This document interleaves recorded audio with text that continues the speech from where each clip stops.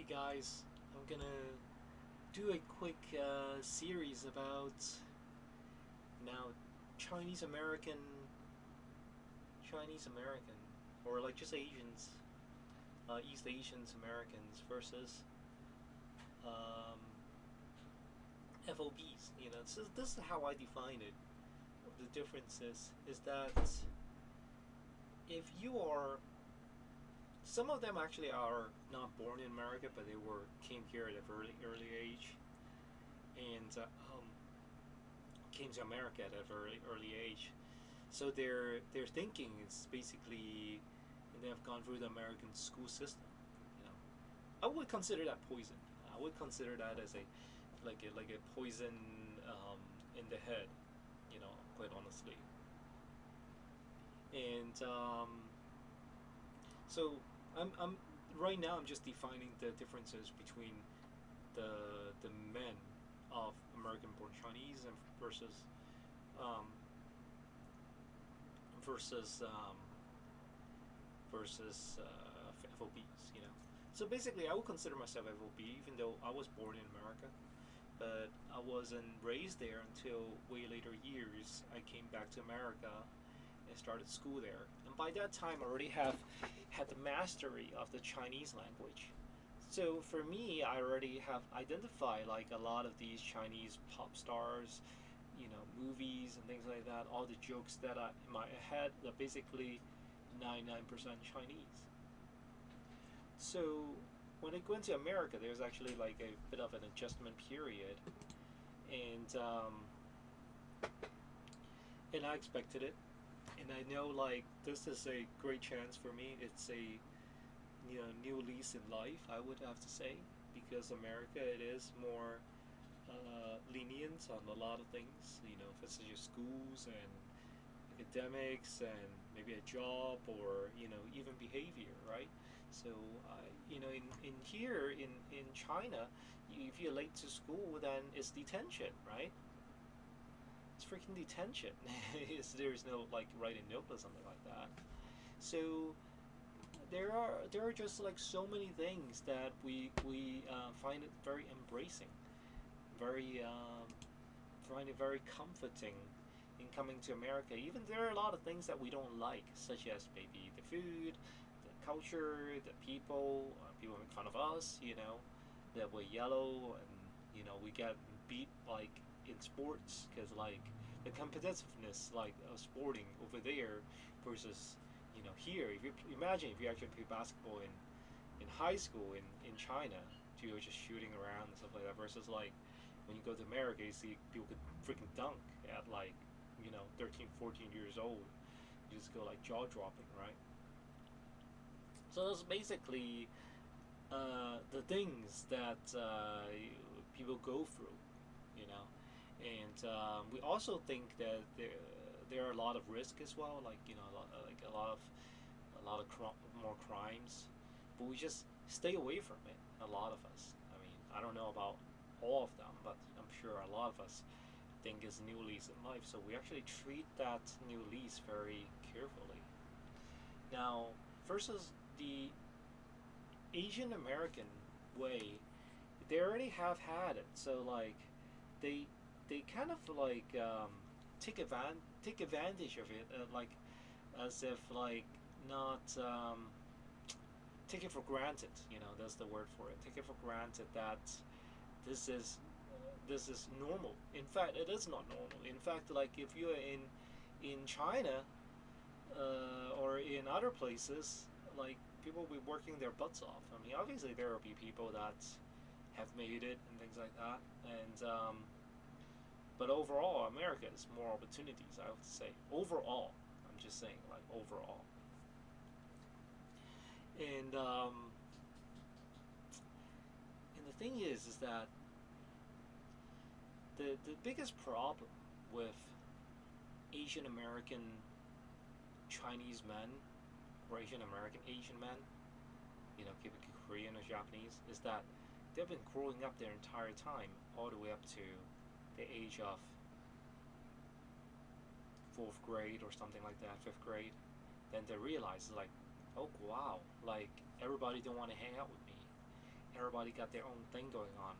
I thought I was white. I thought I was like, just like everybody else. It's not like they think they were white, but they just think they were American. So that's what people, um, think at that age. So a lot of them, they tell me like they lose a lot of their friends, and they go like eat by themselves like during lunchtime, and they feel bad about it. And they don't really want to hang out with like FOB Asian kid either. They're like, loud and probably just speak their own language. They get embarrassed by it, and that's the thing, Like so later in life, um, actually a lot of American-born Chinese like they see while I was transitioning from regular FOB where FOB closed. I gotta remember that was like way back in the 90s, so there was still a big time cultural shock, and like China was then exactly like a cool country, and but yeah, like they actually a lot of them want to be friends with me and things like that. A lot of Asian American born Chinese, they just find they're more. It is kind of weird in a way, but they see like the FOB guys actually have more confidence, you know, and because I would say it's more confidence because of the fact that we just don't care. We just think this is. You could say it's confidence, or you could say it's like just willingness to try things. Because for them, we have been trying our entire lives. It's a trying and error. So to us, maybe we talk to some, I don't know, like random random girls and stuff like that, and we don't really think of anything. First of all, we don't even think of we could even date them, you know. But a lot of times that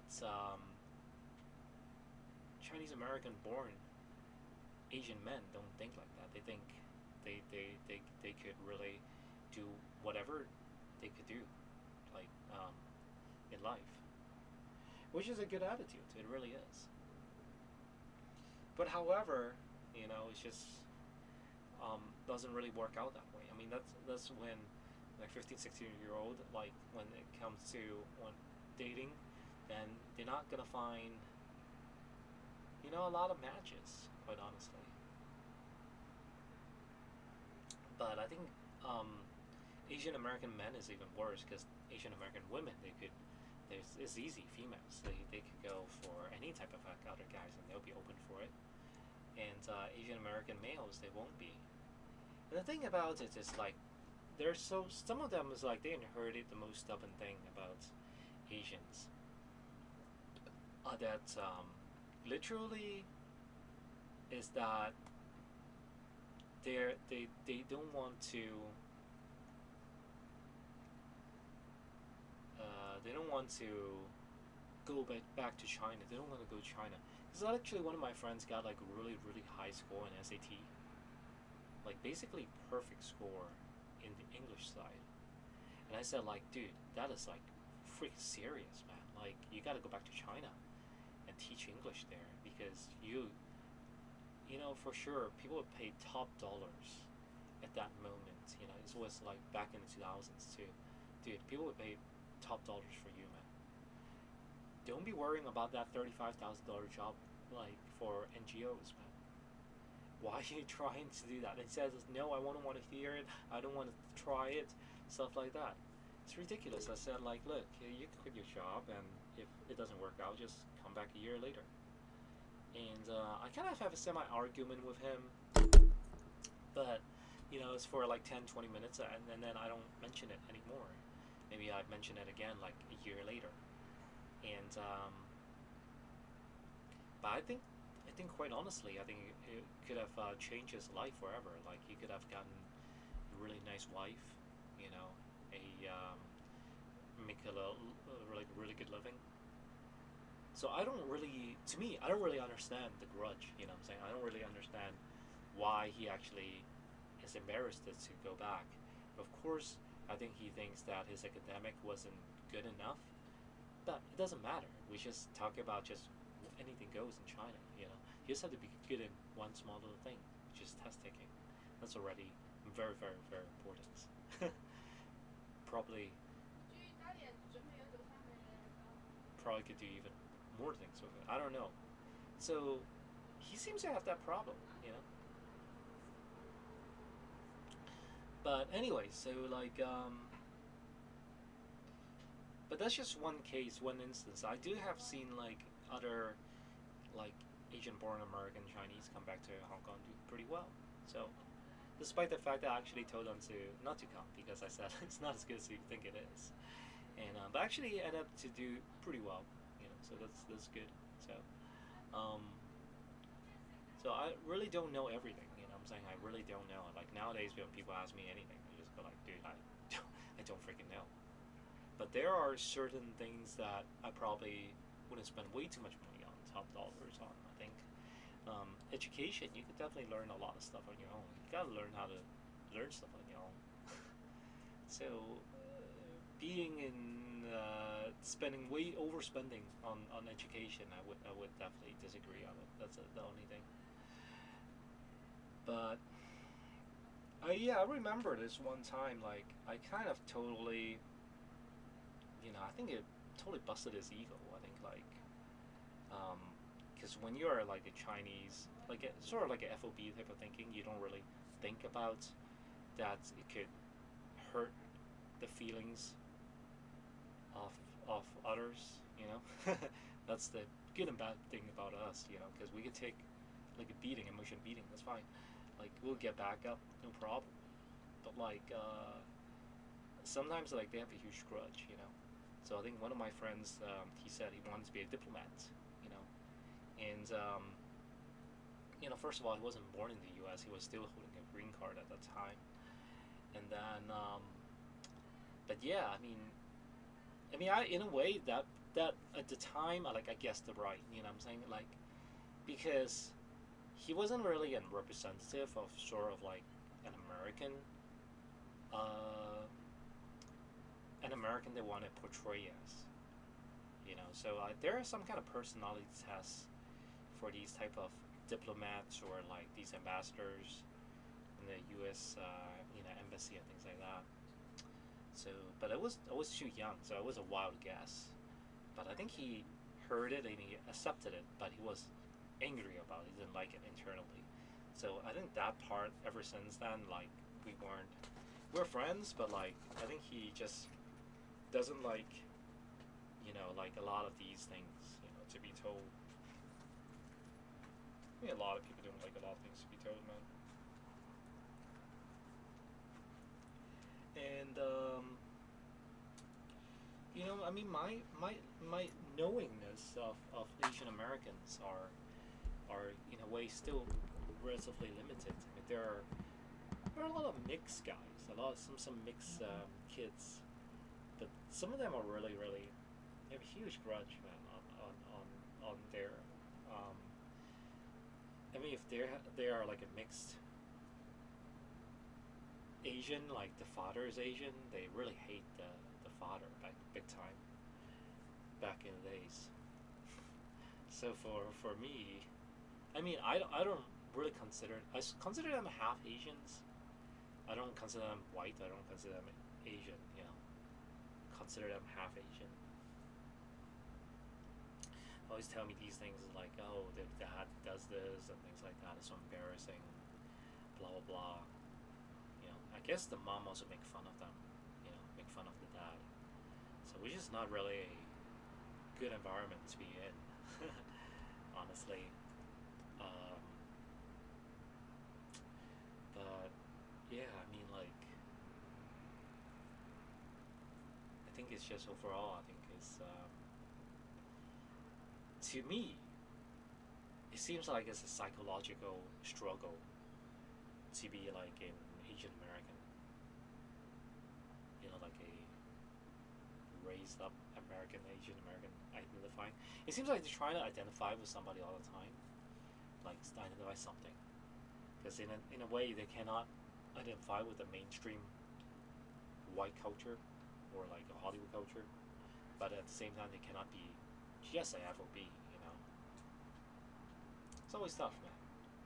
So the mental struggle is there. I mean, it's like I don't know if I maybe stay in the U.S.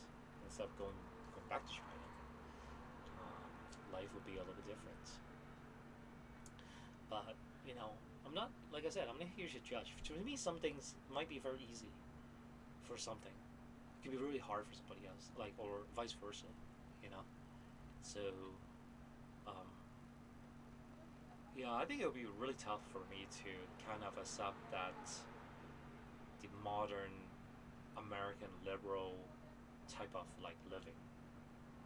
You know, to me, it's like I could understand it, but I don't know if I could accept it. You know, I have to accept it because I'm not gonna protest about it, but I think it'll be a little bit weird. You know, all these things kind of going on, the new culture, the new woke culture. To me, doesn't make any sense. But there are Asians that agree with that trend going on. But anyways, yeah. So I mean, that's all I could say, man. I mean, I really don't know that much about, but I don't know much about Californian Asians, where they have Asians. They've been living in California, but they're surrounded with Asians their entire lives. Now that is also something that I don't know. So if you know something about it, comment below. Let me know. So thanks very much, and talk to you later.